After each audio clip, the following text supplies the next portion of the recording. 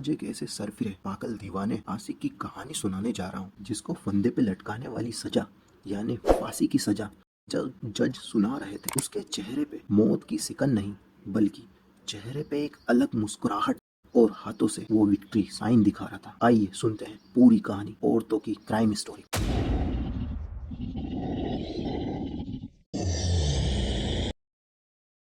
इस कहानी का पहला पन्ना इतना खूबसूरत है कि भगवान के घर से कोई परी के बारे में लिख रहा हो।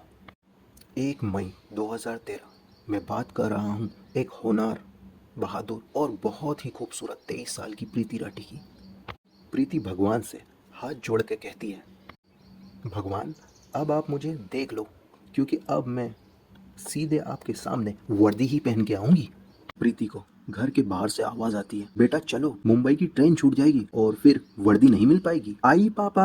प्रीति भगवान से, भगवान मैं चलती हूँ, जल्दी आपसे मिलती हूँ और थैंक्स इतनी खूबसूरत जिंदगी देने के। प्रीति बचपन से ही लोगों की हेल्प करती थी, इससे ही उसके मन में नर्स बनने का ख्याल आया और जब इंडियन नेवी में नर्सिंग की जॉब निकली तो प्रीति का सिलेक्शन उसमें हो गया था। INS लेफ्टिनेंट बन गई थी प्रीति। उसको मुंबई में ट्रेनिंग के लिए जाना था तो उसके पापा अमर सिंह, चाचा जी और चाची जी उसको छोड़ने जा रहे थे। चले चाची, अब मैं बड़ी हो गई हूँ, जब भी मुझे पता नहीं इतने सारे लोग क्यों छोड़ने जा रहे हैं, क्या मैं एक छोटी बच्ची हूँ क्या? चाची जी प्रीति से, बेटा बच्चे कितने भी बड़े हो जाएं पर वो माँ बाप के लिए हमेशा छोटे ही रहते हैं। चल जल्दी, जब तक तेरी शादी नहीं हो जाती ना वो हमारी जिम्मेदारी है। जब तेरा दूल्हा राजा तेरे को हाथों में मेहंदी, मांग में सिंदूर और आंखों में आंसू भर के ले जाएगा, जब हम समझेंगे कि तू बड़ी हो गई। चाची मैं रो के नहीं जाने वाली, मैं तो डांस करके जाऊंगी। प्रीति के पापा बाहर से, अब चलो भी, ये दो औरतें जब भी कभी मिलती हैं इनकी बातें ही नहीं खत्म होती। प्रीति के चाचा जी, भैया ये तो भगवान भी नहीं करवा पाया तो हम किस खेत की मूली हैं। प्रीति के पापा, ये तो एकदम सही कहा तुमने। हाँ, 1 मई 2013 को निजामुद्दीन स्टेशन पे कुछ ज्यादा ही रश था। प्रीति और उसका परिवार ट्रेन में चढ़ तो गया था पर भीड़ बहुत ज्यादा थी।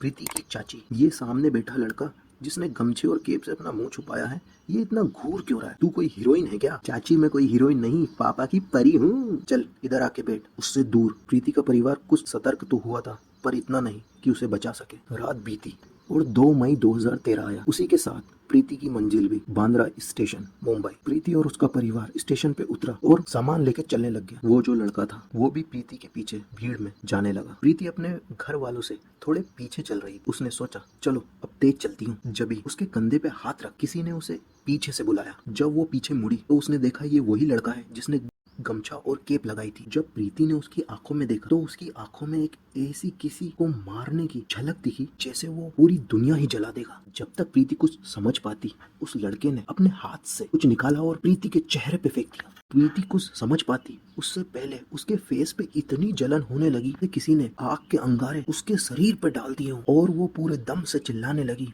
पापा पापा पापा। जैसे ही प्रीति की आवाज उसके पापा ने सुनी वो उसकी तरफ भागे और वो गमछे वाला लड़का दूसरी तरफ। वहीं पे एक लड़के ने जिसका नाम समीर शेख था प्रीति की आवाज सुन के उस लड़के को पकड़ने की कोशिश की तो उसके हाथ पे भी वो लिक्विड गिर गया। उसके हाथ पे बहुत जलन होने लगी पर वो गमछे वाला लड़का नहीं रोका। समीर के साथ सलीम और सलमान थे। उसने उनको बोला उसको पकड़ो, लेकिन वो भीड़ में गायब हो गया। यहाँ प्रीति की हालत गंभीर होने लगी। पास की हॉस्पिटल गुरु नानक में उसे भर्ती करा गया पर गुरु नानक में बर्निंग यूनिट ना होने की वजह से उसको मसीना हॉस्पिटल में रिफर कर दिया। जब डॉक्टर लोग प्रीति के घर वालों को बताते हैं कि उस पे एसिड फेंका गया है और उस वजह से उसका गला और बहुत सारे ऑर्गन जल गए हैं, इस वजह से प्रीति की आवाज चली गई है। जब पुलिस आती है तो प्रीति का बयान वो ले नहीं पाती क्योंकि उसकी आवाज चली गई। जब ये इंसिडेंट लोगों के सामने आया तो लोगों का गुस्सा फूट पड़ा और गवर्नमेंट और पुलिस पे बहुत ज्यादा दबाव था। स्टेशन से कुछ गवाहों के बयानों से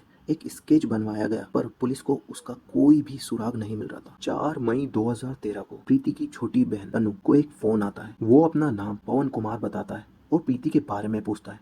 पवन कुमार बीटेक का स्टूडेंट था और प्रीति का पुराना दोस्त था। ये बात तनु अपने पापा को बता देती है और अमर सिंह पुलिस वालों को। जब पुलिस वाले के कानों पे ये बात पड़ती है तो वो प्रीति को वो स्केच दिखाते हैं जो गवाहों के वजह से बनवाई थी और प्रीति से पूछते हैं कि ये शख्स को जानती हो? प्रीति पेन से उस बोर्ड पर 3 नाम लिखती है, सत्यम, अंकुर और पवन। ये ऐसा मौका था जब पुलिस वालों को पहला सुराग मिला था और उनने जब प्रीति ने नाम लिया तो पुलिस वालों को कंफर्म हो गया कि यही शख्स है और उसने प्रीति के बारे में भी पूछा। इसलिए 9 मई 2013 को पवन कुमार को अरेस्ट कर लिया गया। उस तरफ प्रीति का शरीर धीरे धीरे गल रहा था, जैसे मानो किसी बर्फ को धूप में रख दिया हो। मसीना हॉस्पिटल में उसकी तबीयत बिगड़ती जा रही थी। उसके पूरे ऑर्गन काम करना धीरे धीरे बंद कर रहे थे। तो वहाँ के डॉक्टरों ने उसको बॉम्बे हॉस्पिटल, जो मुंबई का सबसे बड़ा हॉस्पिटल है, वहाँ रेफर कर दी। एक अच्छी टीम, एक अच्छा हॉस्पिटल प्रीति की सांस उखड़ने से रोक नहीं सका और प्रीति अपनी अंतिम सांस लेके सबको हमेशा हमेशा के लिए अलविदा कर देती है। 1 जून 2013 को उसका दिल काम करना बंद कर दिया। सोचिए, 30 दिन पहले प्रीति जिस भगवान से वर्दी पहन के मिलना चाहती थी, आज वही भगवान के पास कफन पहन के जा रही है। प्रीति ने जो ये 30 दिन की जिंदगी जी, उसने धरती पे नर्क को झेला। पल पल करके मरना क्या होता है, जब उसे पता चला उसका चेहरा इतना गल गया था और इतना भयावार हो गया था कि लास्ट में सजा सुनाते वक्त जज ने भी एक ऐसी टिप्पणी की थी कि आपको भावुक कर देगी। जब पुलिस और रेलवे पुलिस कुछ कर नहीं पा रही थी, तो अमर सिंह, प्रीति के पापा, उनने अपने स्तर पर पता लगाया कि पवन कुमार उस वक्त मुंबई में था या नहीं। तो जब उन्हें पता चला कि पवन कुमार तो मुंबई में था ही नहीं और वो रोहतक में था, अमर सिंह को जब ये लगा कि पुलिस वाले सही तरह से काम नहीं कर रहे हैं, तो उनने कोर्ट में एक रिट पिटीशन फाइल की कि ये केस की पूरी डिटेल सीआईडी से कराई जाए और कोर्ट ने ये बात मान ली। सीआईडी की टीम तुरंत ये जांच शुरू कर देती है और प्रीति के मोहल्ले में छानबीन करती है। तो उन्हें नई बात पता चलती है कि एक अंकुर नाम का लड़का प्रीति से बहुत प्यार करता था और उसने प्रीति को प्रपोज भी किया था। तो सीआईडी वालों को एक सुराग मिलता है बहुत दिनों बाद। 17 जनवरी 2014 को अंकुर को पुलिस वाले बुलवाते हैं। जब सीआईडी वालों के सामने अंकुर आता है तो सीआईडी वाले देख के हैरान हो जाते हैं कि उसके हाथ जले हुए थे और उसका एग्जामिन कराया जाता है और उससे पूछताछ में अंकुर से पूछा जाता है कुछ सवाल, लेकिन वो इधर उधर की बातें करने लग जाता है। सीआईडी वाले उसका कॉल रिकॉर्ड निकालते हैं तो पता चलता है 2 मई 2013 को वो मुंबई में था। ये शक के बिना पे सीआईडी उसे मुंबई ले आती है और अपने तरीके से पूछती है तो वो तोते की तरह सब कुछ बता देता है। अंकुर पुलिस से, मैं प्रीति से बहुत प्यार करता था पर उसने मुझे ठुकरा दिया। तब मैंने कसम खाई थी कि इसको मैं किसी का नहीं होने दूंगा अगर ये मेरी नहीं हो सकती तो। और कुछ दिन पहले मुझे पता चला कि उसको गवर्नमेंट जॉब लग गई है। तब मेरे मन में ख्याल आया कि मैं तो ऐसा ही रह जाऊंगा। नहीं, मैं उसे मुंबई नहीं पहुंचने दूंगा। मैंने एक एसिड वाले से बोला कि मैं एक बैटरी की दुकान खोल रहा हूँ, तो मुझे बैटरी का पहले सैंपल चाहिए, उसके बाद मैं तुमसे बहुत सारा एसिड लूँगा। और उसने मुझे एक हॉर्लिक्स की बोतल में 2 लीटर एसिड दे दिया। उस दिन भीड़ बहुत थी। प्रीति और उसका परिवार जब डिब्बे में चढ़ा तो मैं भी उनके साथ चढ़ गया, लेकिन वो मुझे पहचान लेते इसलिए मैंने गमछा और कैप पहनी थी। पर मुझे मौका नहीं मिल रहा था। मैं उसको घूर रहा था चुपके से, पर उसकी चाची ने देख लिया और उसको मुझसे दूर बिठा दिया। डिब्बे में इतनी भीड़ थी कि मुझे मौका ही नहीं मिला। मैंने सोचा कि वो सुबह बाथरूम तो आएगी, तो मैं सुबह 4 बजे बाथरूम के पास खड़ा हो गया, पर वो आई ही नहीं और मुंबई आ गया। जैसे ही वो डिब्बे से उतरी मुझे लगा कि वो मुझसे दूर जा रही है, तो मैं तेजी से उसके पास गया और उसको बुलाया और उसके चेहरे पे पूरा 2 लीटर एसिड मैंने फेंक दिए। और जब तक पुलिस वालों ने अंकुर के हाथों की रिपोर्ट मंगा ली थी, ये पक्का हो गया था कि ये एसिड से ही जले। और इसकी कॉल रिकॉर्ड भी पता चल गई कि वो 2 मई को मुंबई में ही था और साथ में ही वहाँ पे कुछ गवाहों की पहचान से ये कंफर्म हो गया कि ये पूरा कांड अंकुर ने ही किया। 37 गवाहों की गवाही से और मेन जो सलीम शेख, सलमान शेख और समीर शेख थे, उनकी गवाही से, क्योंकि उनने उसको बहुत ही करीब से देखा। जज ने IPC 302 और IPC 326B के तहत उसे मौत की सजा दी। 5,000 जुर्माना भी लगाया। प्रीति के वकील का एक बयान बहुत ज़्यादा चर्चा में था।